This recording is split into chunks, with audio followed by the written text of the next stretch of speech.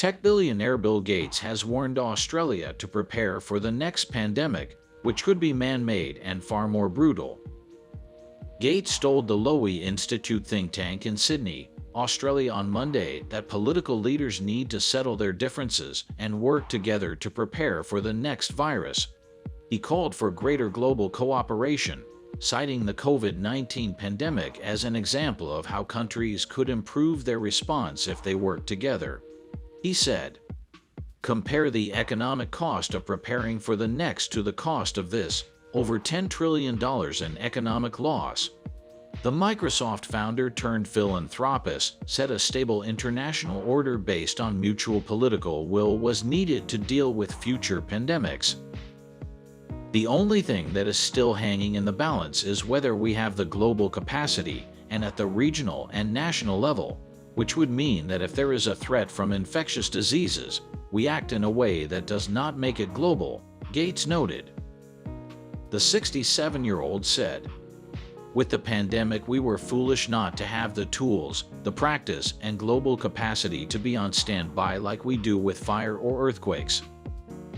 Some of the things that stand out are that Australia and about 7 other countries did population-scale diagnostics early on and had quarantine policies. That meant you kept the level of infection low in that first year when there were no vaccines.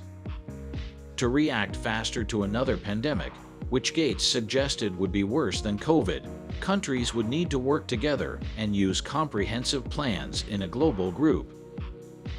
We need to have a comprehensive pandemic preparedness exercise every 5 years at both the national and regional levels, and you need a global group to assess every one. He criticized the United States, led by Donald Trump, for threatening to withdraw from the World Health Organization and withholding funding. Gates added, "The one thing that still hangs in the balance is will we have the global capacity and at the regional and country levels that would mean that when an infectious disease threat comes up, we act in such a way that it doesn't go global. We need to be doing every 5 years a comprehensive exercise at both country and regional levels of pandemic preparedness, and you need a global group that's scoring everybody."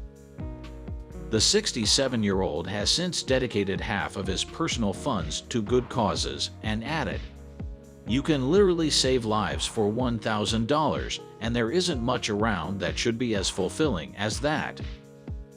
Said cash will head up equality in health, energy, and education industries, Daily Mail reported. Stay tuned by subscribing to channel for more news and informations like this one. Thanks for watching.